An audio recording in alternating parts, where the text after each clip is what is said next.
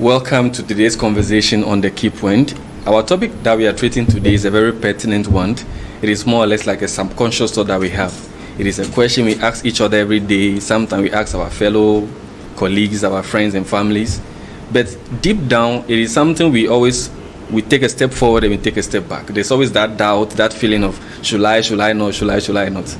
But today, Keypoint is bringing that conversation out. And to help us have that conversation, I have two wonderful and beautiful ladies here with a very fine gentleman.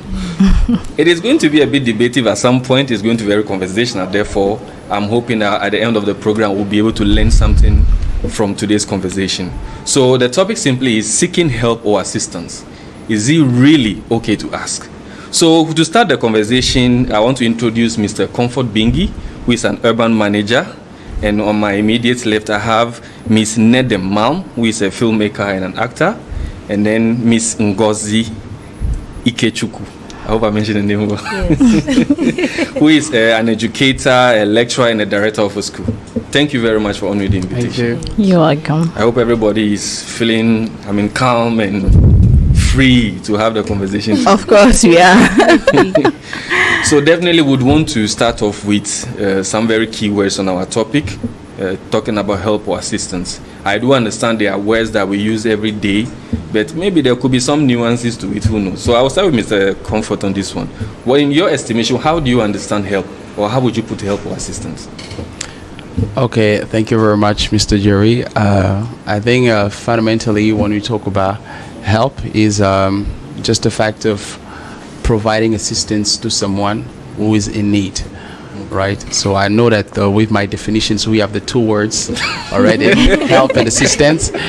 But actually, there's a subtle difference between the two. I think help is more informal. Okay. It's more general. And assistance is more related, is more a technical word that we use. For example, in terms of institutions, we can talk about financial assistance.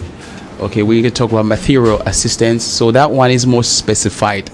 When you talk about assistance, is formal and specified. But when you talk about help, it's quite general. You know, for example, I can say, can you please give me your phone? Can you help me with something? Right. So it's more general when you talk about Jerry. Well, we do talk about financial help also.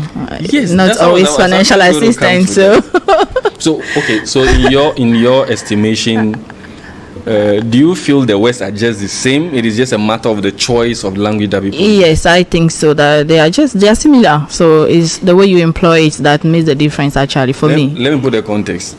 Imagine you are a filmmaker, definitely. So okay. The president is doing a documentary. Maybe he's going around the towns and whatever, and you are writing a letter to request maybe a sponsorship or whatever. Would you prefer to use the word help or assistance? Assistance, because that is why I say is how you employ it. Okay. Because here is like I'm not depending totally on him, but there's kind of support in providing a support for me for a specific thing. Okay. So I would say assistance. But if it's help, help can be like, okay, I'm fully depending on you to do something for me. Okay. Some deeper meaning. Yes. I think I could interpret it as well. So that's what we just said. Actually, you joining what I said. Assistance is more professional, or is more technical, because you're speaking to your superior, for example, and then you're saying, I need this assistance, a type. In another example for you, if you come back from school, okay. I'll ask Ms. Ngozi on this one. If you come back from school and you have a child or a student in your home, would you expect him or her to say, I need your assistance or I need your help? In terms of assistance, definitely. Why would you go for assistance? Because assistance, like he said, is more formal. It's more direct. But you're home. Help can be informal when it's the parent. It's your duty to help your child do the assignment. But if I'm a stranger, that's why it's informal. It's formal rather. Yeah. So assistance will go for formal, and help will go for informal. Assistant there's a need. It should be something necessary. It should be something the helper should give what the helpee. I don't know. There's a precision. There's a precision. Should be something the person needs. That's assistance. Yeah. Well, in both cases, the person is in need of something. Yeah, definitely. Now we've already laid the foundation on what both words mean, and in some contexts how it can be used. But like I said early on, there's always a step forward, a step back. Should I not? I'm asking this question now because we'd want to know, is seeking support, by support I mean help or assistance, either of them, is it a sign of weakness or a sign of strength? I'll start with Okay, it's not a sign of weakness, definitely not. Why? It's a sign of strength because it's like you know your limitation, what you're capable of handling or not, and if you seek for help or assistance, it means that you are ready to overcome them. Okay. So it's a sign of strength actually, but we think or we feel because of the way people tend to look at it, that's why we normally do that. Should I not? Yes. Miss Ngozi? Okay, to me, research has even proven that seeking for help should be considered a sign of strength. Consider. Yes, considered. To a larger extent, because you asking for help, you first of all you're vulnerable. Okay, you have to come down to a level where if you're coming out of yourself to its strength, it's courageous. You're coming out of something to ask somebody for something that you don't. It means that you're self-aware. Okay, self-awareness. And if it's non-financial, it means you want to know new perspective of the things you don't know. So it's a sign of strength rather than a sign of weakness. And of course, that's because as you just say, there's a question in first, should I not? Exactly. And then why do we often ask this question is because we're wondering what's going to be the reaction of the one we're asking for help. So that means if you can make that step forward, it means that you have kind of you're emotionally intelligent. Okay, you can say no, I don't care about what you think. Okay, I am in need, and I have to go forward. And I don't think there's any person who made it on this earth without help. So as long as you normalize it, and then you will go forward. Okay, but the very question is who to ask. That's I was telling you who to ask and when to ask also. So in what context would we consider the help or support as a weakness? I'm asking this because you said something about how the other person would respond. So in what context would you consider asking for that help or support as a weakness? I think the question now refers to the person we are speaking to. Exactly. Okay, because asking for help, depending on the context, it can be a very huge thing. For example, when it comes to financial help, okay, sometimes you don't want to. What has it always got to do with money? when you don't want to put burden on someone, and then you just say no, please, I don't want to bother him. For example, maybe he can or cannot have the answer to my problem. So that one is going to be a weakness. You are thinking for him. Okay. But on the other hand, as long as you can handle the problem, okay, you say that no, it's okay. I have to go ahead. It cannot be a weakness in itself, actually. I know situations where, because we are trying to normalize or give people that confidence to be able to ask. You've heard the phrase definitely before, you should teach someone how to fish, not always be giving the person fish. Yeah. So someone, you say we should ask, so I'm going to ask. The person asks today, asks tomorrow, asks forever. Yeah. Is that not a weakness? Yeah, because that tendency to ask, which is supposed to be a strength, has become, should I say, a bit abused, and it becomes a weakness. It's not a weakness, but it's an abuse, actually. It's like, but it's still a weakness. I don't know, but it's kind of a manipulation. You know that this person is able to respond, to my needs, and then you just using that tip, or that argument to come again and again and again, and that one he should be replying by no. And but then you are supposed to ask. You are supposed that. I think that is not a weakness because you are abusing the person, rather, meaning you are really fully aware. I'm saying it from the point of you know weakness. What you are doing. Yes. So it's not a weakness. If you are not intelligent enough, you wouldn't be manipulating somebody. Maybe the person might not be fully. You know, some people cannot be consciously aware that is actually what they are doing. In their mind, it's because they need it. That is why they are going for it, and because you can equally give. You can give an example, actually. For example, someone who I just feel like coming into mind, but I don't know which other example should I use. For example, okay, let's talk about school. Okay. That's what we've been doing throughout our career. So you have some friends, okay, they always are first top, and then during exam, today we started the exam, you said, okay, please, can you give me something, some questions, answers to the questions. He did it today. And I said, please, bro, tomorrow I won't do it because people are watching over us, so Okay. you should, okay. So he's the one who's telling you not to do it the next day. Exactly. And then you come back, you ask again. Is it a weakness? I don't think so. It is a weakness because if you are identifying it as a strength, it means you know you need the help and you were given and you were told not to. Okay. But if you keep repeating the ask, it becomes a weakness because it means whatever the solution is supposed to be for you to like execute, for you to stop asking, you are not able to do it. So there is a weakness somewhere. I think that somehow. person is not a weak person, but rather maybe he's not a goal-oriented person. Okay. Yes, because if you keep asking for the same thing, There's a problem somewhere. Yeah, there's a problem somewhere, that definitely. needs to be solved. That needs to. Now with the Personality, you don't want to grow. You don't want to learn. You don't want to grow. If you are always relying on others to always be there for you, the individual is trying to manipulate. It's yes, not it's abuse. It's not, because you know manipulation. when to stop. Actually, every human being know when to stop. You know when who you want to ask for help can actually give you that thing. So when you're overly doing it, you're potentially trying to inflict abuse into the Let's help. move aside from the money aspect. If like today I come and open up myself to you that okay, I'm going through this emotional stuff and all that, and then tomorrow I come with the same problem again, are you going to say that I'm a weak person? Over a time. Because do you know what it takes to open up to you at the first place? I understand. Imagine at the exception that you come maybe 1, 2, or 3 or in an interval. I understand. But if you are someone who comes to me every week, you have an issue. I'm not saying we are supposed to have the same strength. I also have issues, but I'm having that time to listen to you, to advise you. So if you come to my place to tell me 7 times, and out of the 7, I'm not even seeing one solution that I have given you, have implemented. In as much as you are bearing to you, I might still listen to you, but I may stop giving you advice. So there is a weakness somewhere. Yes, I guess that is where I am coming from. But the weakness, That's where I'm coming the from. weakness. So it's not the asking itself per se, that is the weakness.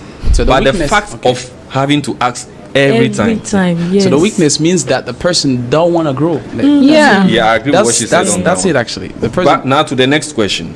Should giving support, help, or assistance be free or there are strings attached? I want the ladies to go first. For some reason, I want you to say something that can overpower whatever they will say. I don't know, but I think it's it depends on the context. But basically, it should be free because giving help, it's something that we do from our heart. Okay, and something you're doing with your heart, it must be free actually. But when it involves But a quid pro, I mean, you give I take, that kind of situation.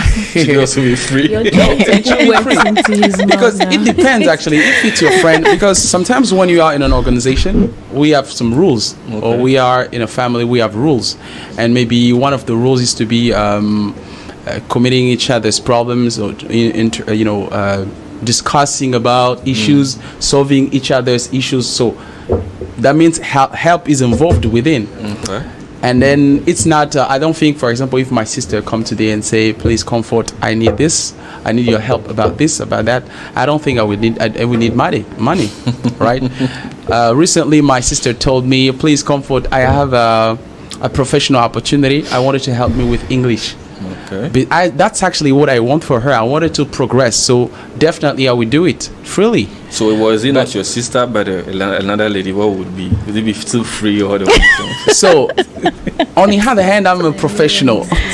On the other hand, I am an English consultant. Okay. So I am not an English consultant toward my sister. That's what I am saying myself. I'm telling myself. Okay. I am not an English consultant toward my sister. You're a brother at that moment. Yes, I'm a brother.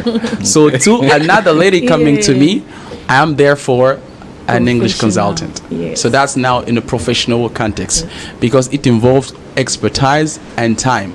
I don't have time to dedicate to that lady freely. I don't have time. So there are strings attached there. Yeah. So that's it. I don't want us to go into the kind of strings it is, but Okay. you keep laughing. What? It's because your question is funny. I think it's only individuals with bad intentions that would be giving assistance and then will be expecting something in return.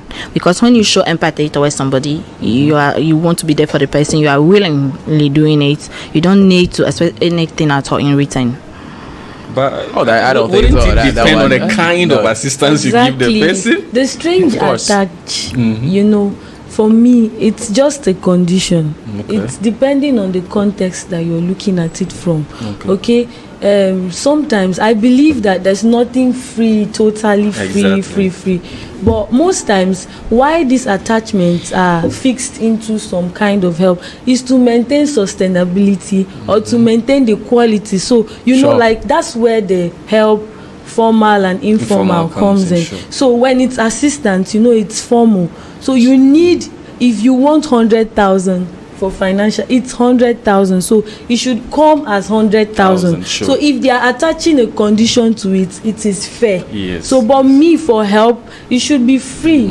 It should be without any attachment to it. But sometimes, you know, we mix the two words, help, assistance. So the language the may not be words- clear when you're actually helping. It's a or complex giving question. assistance. The words can be mixed up. There's no problem with that. But the job that's done, okay, the help that's provided, that's where the problem is. If you are addressing an organization, I don't think you will come for to ask for something that's free, an assistance that's free. Okay, They will surely want something in return. yeah, they will because they have fees, they have there are or the things quality of whatever quality they of are the work giving as you well. will drop. That's it. That's So, it. Yes, a question out of you have the to blue. function. Between both genders, who always asks and who always gives? I don't think there should be a gender that should ask more. Help can come to anybody. Let me rephrase my Okay, question. so I have an answer. I have an answer which can be French for those studying the Bible. I mean, you know, God said, "I don't want Adam to be alone. I need a help for him. Help a me. help for him." So definitely, Maybe the he's reading wife. another version of the Bible. The wife. Help make suitable. The wife is going to be the help, not someone asking, but the wife actually is the help herself in itself for his husband. So you're saying, in essence, that the women should be the helpers. Yes. Actually, the men not are they the asking askers for, then? not they They should be asking for giving help. They should be giving No, I mean, you know, it's not they are asking for help. They are the The help. Okay. It's like okay. as far as I'm concerned, people often say, I often tell them, my name is comfort. My name is not consolation.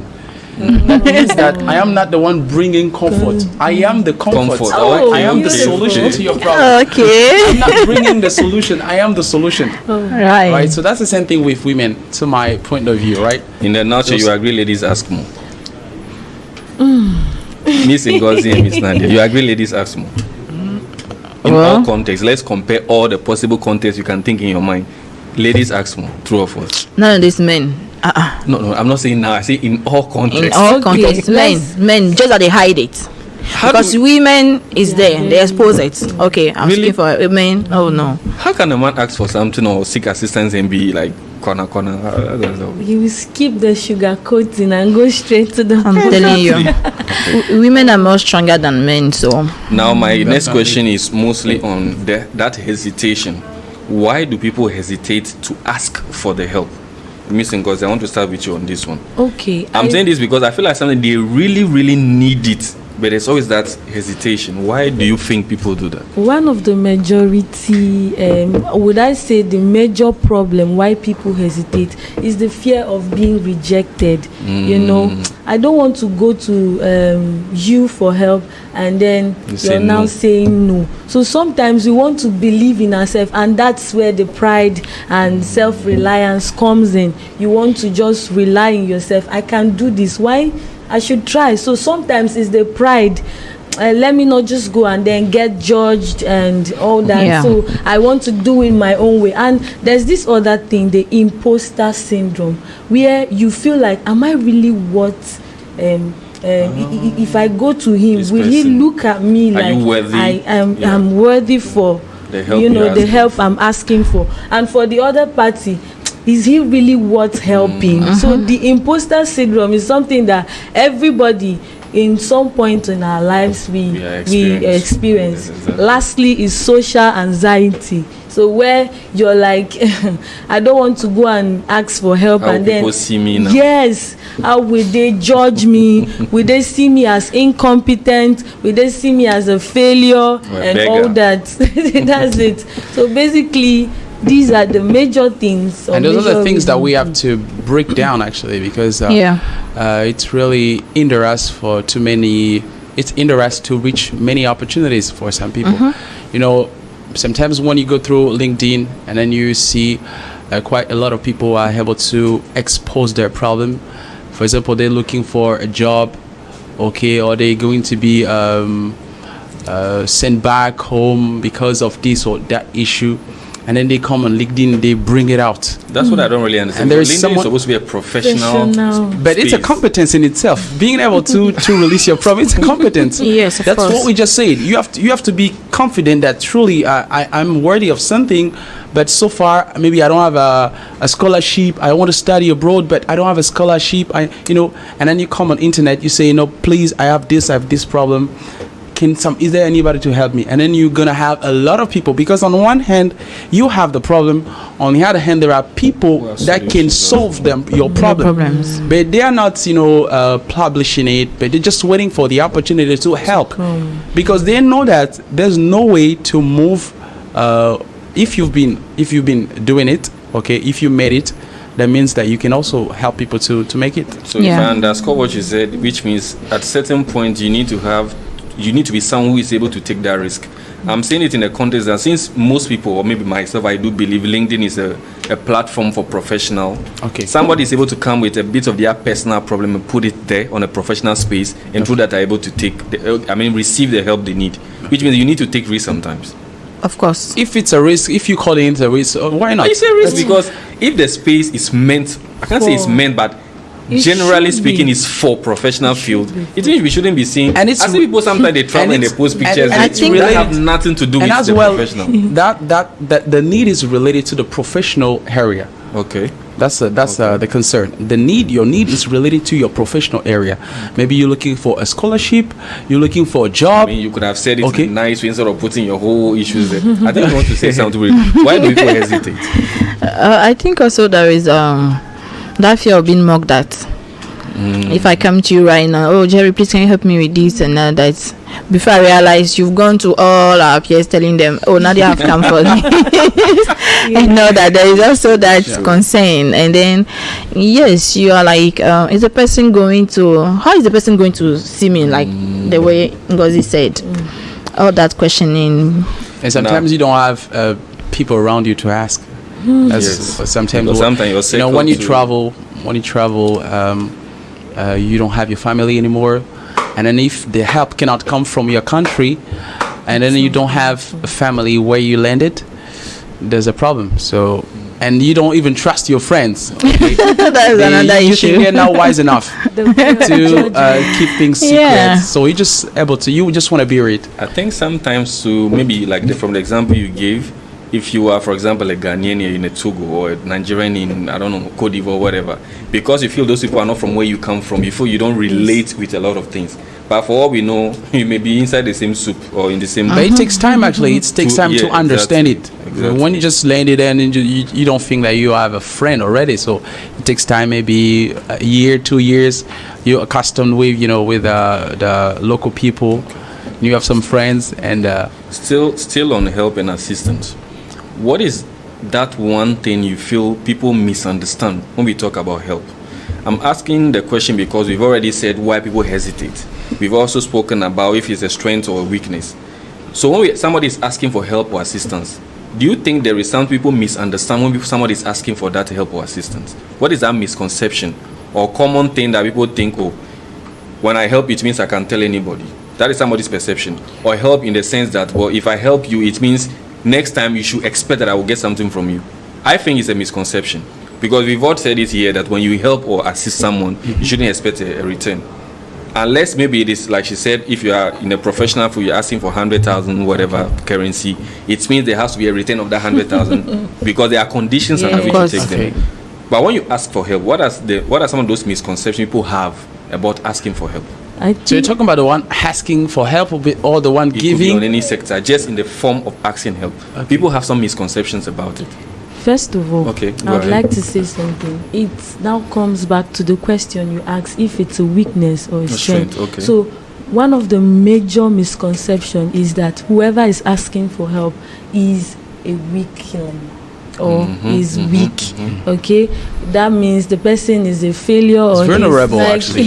he doesn't have the ability to do this. That's why he's asking for this help. So it's a major misconception about, and that's true actually.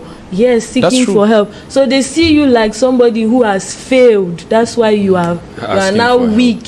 And now you need somebody to bring you up. And I don't know if this is out of the context, but another misconception is that seeing it that you can only get help from only people that are close to you, or people that have plenty money. No. Yes. So most times this misconception can hinder a lot of people from asking. They just look at you and they can judge that can you help me? You know. So it's something. And, I think from your example, I think the first time I had that awakening, if I should call it, about asking help, or maybe in the context of actually asking, is when sometimes when you expect it from people who are rich. Some are not focused on maybe give me 10,000 CFA. They deal with amounts that are far higher. So when you come to them with that thing, they feel first of all you haven't even respected. I'm not serious. I don't know if you've had that experience before. Yeah, of course. And in some contexts, like she said, you want to ask help and you think, it's only this person that can ask me. Maybe the person you are seeing wearing tattered clothing, the rest has been more money than the person you are looking for. But one of the awakening I was referring to was when I saw someone do GoFundMe online and the person had a number, like large sum of money. I was asking myself, would this person have been able to get this amount of money if he or she had gone asking people around, people he or she thought were the people that could give them that money? Because those people, the person who ask, may rather want a return. But GoFundMe, it means somebody is voluntarily giving the money to you for you to do whatever you want to do with it. Still back to the misconception. Hey, that's what I was saying actually. When you, for example, those going on internet or those going on different platforms where they don't even expect they would help have that's it actually. That's your strength. You working on. It's not something given to anybody. For example, as you go in talking about the misconceptions, when you arrive somewhere, okay, you maybe at the conference, and then people are asking questions. They ask questions, and then you raise your hand. You want to ask a question. Everybody just looking at you. Who is this? Who is this? What do you want to say? What do you want to say? Yeah. What do you want to add? Or maybe if people know you're talkative, they will say, this guy again, this guy again. Yeah. So that's the problem. I get it. Those are people having the mind battles with themselves. But when you want to do something, I think you have to forget about all that is around. I mean, Okay, it's a culture of thought you need to have. I will come to you on this one. In your probably field as a filmmaker, I'm sure you've had situations where maybe you need to ask for help or somebody has asked you. What are some of those misconceptions? Maybe just one of them that you've experienced before. I think sometimes when someone comes to seek for help, you ask yourself, why is the person coming to me at the first place? Why me? Why not others? What have you seen in me that is me that you have come to ask for help? So I don't think it's something that we should be doing actually. If you want to help somebody, it doesn't matter why you, but if you can help the person, just provide it. Okay. One other thing. Okay, go ahead. I wanted to say something. It's outside the financial assistance. It's about therapy. Okay, help. You also, so most times people feel like it's only those that are mentally sick that need therapy. So most times that's another misconception. Like if I am not mentally stressed, I shouldn't visit a therapy to talk to the person about, how to improve on. So it's a misconception as well. And it's a help, the therapy is just for you to improve in a particular psychology style as well. But there's one thing I haven't heard from you people, which I think is very common. People think when people come and ask me for help is because I'm high and mighty. So they condescend on the person asking for help. Such as? I think it's Give me an example. We shouldn't have that. She said something about if somebody comes to ask, you shouldn't think, why me? Why me? Maybe it's because you can provide. That's what the person gives. Definitely. But some people, because they've been able to help you, they feel now they are superior over you. Like in our local dialect, they say your hand is in a person's mouth. Something like that, which I don't think should be the situation. But on the opposite side of it as well, some people also think because I've come to ask you for help, if you give me, you give me. So they feel they don't have any, like, should I say, any results to give back or anything. I'm not saying when you give, you expect. But in the absence of that, as in you, the person that they've given something, you can also show appreciation. I don't know if you get it. Because I'm not supposed to expect something back from you, doesn't mean you shouldn't equally show appreciation. Sure. Which brings us to my last question. I'm going to fuse the two questions. How do you make it easier for people to seek for help or assistance? And what advice would you have for both the one seeking and both the one giving? I think I'll start with you on this one. How to make it easier, I think we should normalize it. Okay. As long as we normalize it, I think it's going to be something easier. How do you normalize it? Normalize means that I need it. I have to. Yeah. I have to. Just it's mandatory. From the very day you born, you needed help. There was a group of nurses and doctors nurses around you. They were helping your mother, and then when you came out, even with breastfeeding, they had to help you to grow up throughout the journey. So you have to normalize it, and then when you normalize it, you just say, okay, I have to ask. After when I'm in need, and when I'm truly in need, that one it's mandatory. I have to ask. So normalize it. Okay, Miss Ngozi. Okay, I have a lot to say. okay. Okay, for me, I think we should, for us to make it easier for people to ask for help. It's not as easy as it may sound, but you should just know your 3 W's. That's the who, the what, and when. Who are you asking this help from? It would help you to know how to portray this. You skip the sugar coating. If you're going to go straight to the point, what is the sugar coating? Yes, sometimes when you're trying to, I need this for this, you can miscommunicate your help. The person may not see it serious. And you're saying 10,000. You know the who there is very important. It helps you to know how to ask for the help. And then what are you using this money? Sometimes when you go to, like you said, Dangote, they will ask you what is your plan. So they want to see a very comprehensive plan. If I'm investing 200 million in you, what are you going to bring out? Even if you're not bringing it back to me, I should see something. Like I should know that this money is not just going to waste or something. And when this is the one, I feel a lot of people do Can we ever know when the time is right? The thing is, to who you are asking. You cannot be asking somebody who just lost their job. How can I do this? It can be emotionally stressful. You are asking me, how can you get promoted when you just saw I lost my job? So when timing is a crucial thing. Timing is a crucial thing. When do you go for this assistance in question? So the timing, the when is important. And the advice I have for anybody who wants to go for help is they should just know that it is okay to ask for help. Okay, even if they reject them. Yes, it is okay. It is okay. And lean on gratitude. Even if the person you are asking for this help doesn't render the help, just say thank you for your time. Thank you for this. The person might I've had an experience like that. I went to somebody to ask for help, and then the person was like, I don't have it now. So I said thank you for the time. I went back home and I saw the alert. That means the person was like, I didn't give you this, and but you said thank you, which means you're just grateful. And most times when you even say thank you for the little they've given, it can always help you when next you want to go. You've built a good relationship. Of course. Thank you. So Madam Ngozi has said it all. You should know, like I said in the beginning, the timing is also a key factor. She has explained that already, and I think the helper also should be willing, because it's not easy for you to provide your time, resources to somebody, and then at the end the person will not show gratitude like you said. We should be appreciative. If I'm receiving a help for you, I don't have to be like, okay, it's some kind of I'm entitled to it from you. No, you can say no, but if you give me, I would have gone into that entitlement.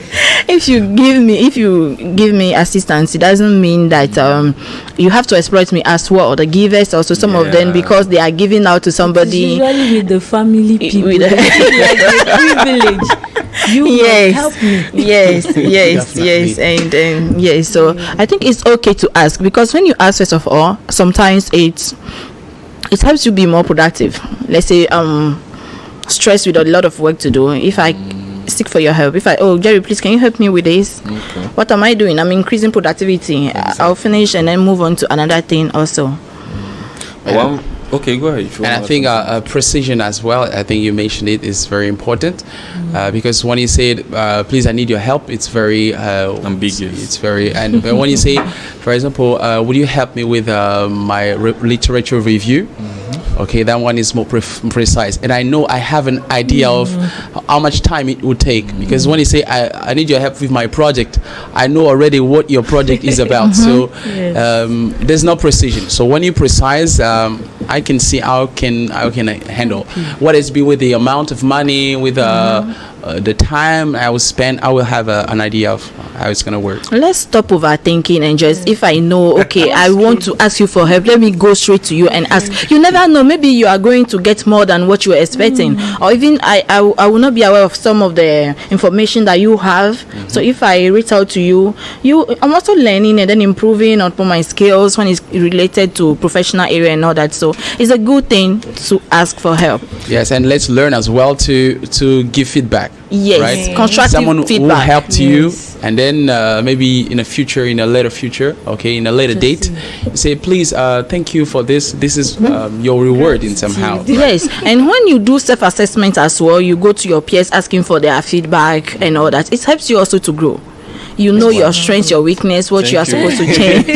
No, that. Thank you very much. I think the insight is still continuing, but we don't have much time. We have to wrap up for today's episode. So thank you, Mr. Comfort Bingi, for honoring the invitation. Thank you, Nende Mom, for coming, for and Miss having me. Ngozi Ikechukwu. We can continue talking about this topic and it will never end. I mean, definitely there are certain aspects we would like to go more into, but I'm hoping next time we'll be able to honor another invitation so we can touch more on probably the same topic on another one. So we come to the end of the Keypoint episode for this week. You can watch us on YouTube. You can watch us on Facebook. On Facebook is the Keypoint with double I. On YouTube is a New World TV playlist. You can watch the Keypoint New World playlist 10:30 a.m. and 5:30 p.m. on Thursdays and Fridays, and repeat same time on Sunday. It's a goodbye. See you next week.